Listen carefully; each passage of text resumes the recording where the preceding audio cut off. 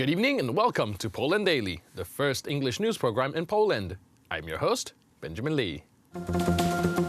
The U.S. Senate Armed Services Committee has adopted the project on next year's U.S. defense. The document concerns, among others, increasing the American military presence in Poland.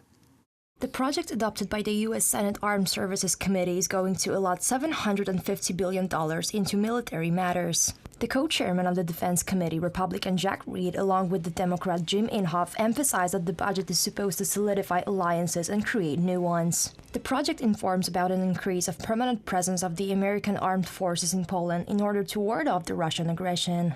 The project also includes around 300 million zloty for Ukraine and a purchase of an ordnance, as well as banning the U.S. president from supplying Turkey with F-35 fighter jets until Ankara gives up the S-400 Russian anti-missile systems and pulls back its army from Europe in case of leaving NATO. The House of Representatives is working on its own version of the U.S. defense budget. Two projects will be unified in one later down the line. The annual march commemorating the Polish cavalry officer, intelligence agent, and resistance leader Witold Pilecki was held today in Warsaw. Pilecki volunteered in a Polish resistance operation that involved being imprisoned in the Auschwitz concentration camp, from where he gathered intelligence and later escaped. He's considered to be one of the greatest heroes of the Second World War and was executed by the communists in May 1948.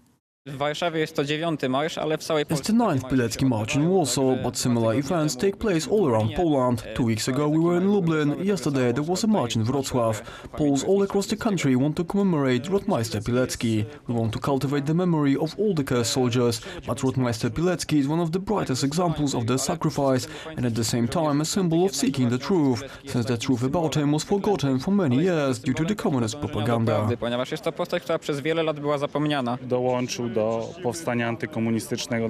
After everything he's been through, he joined the fight against the communists, and that's why he's my hero. He fought to his death until they sentenced and murdered him on May 25th, 1948.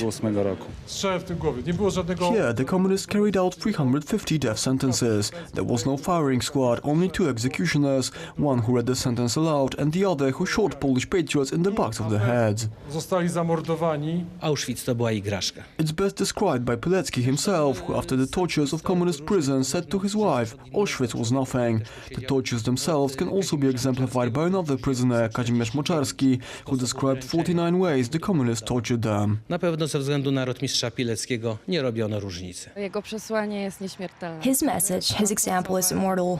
He was truly an amazing person and a hero to all of us. Niesamowita, wartościowa i przykład po prostu dla nas wszystkich. 13 people were injured in yesterday's bomb attack in Lyon.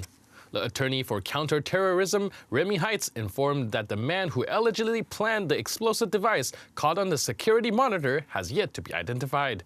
We've secured the blast area and the surrounding neighborhood. 2 centimeter-long screws, metal balls and a controller were discovered in the entire area. We're doing what we can to identify and arrest the person responsible for the attack. The perpetrator is very dangerous. The police asked all the people not to intervene on their own while activating a special telephone number for people to call.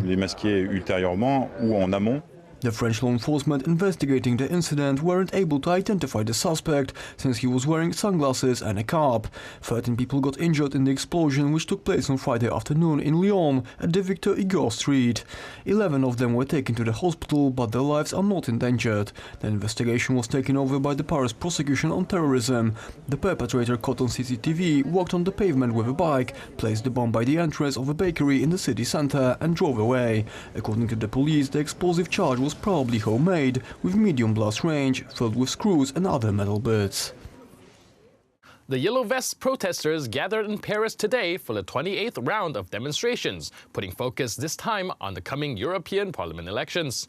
Protesters stated that they do not want to be represented in the EU elections by any front-running parties, as the movement rejects single representation as a whole, opting instead for a participative democracy. The impact of the ripple caused by the Yellow Vest manifestation will soon be evident as the European Parliament elections unfold. In France, as it currently stands, the polls show Marine Le Pen's Eurosceptic national rally to be ahead of President Emmanuel Macron's strongly pro-EU Republic on the Move party.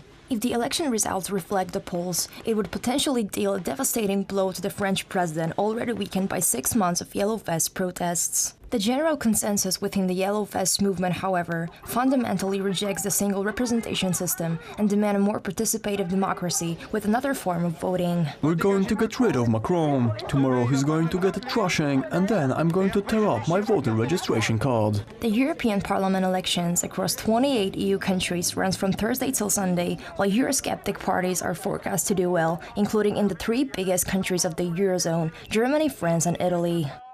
That's it for today. See you next time on Poland Daily. But stay tuned for the Poland Daily Weather Report, followed by the Poland Daily Business section.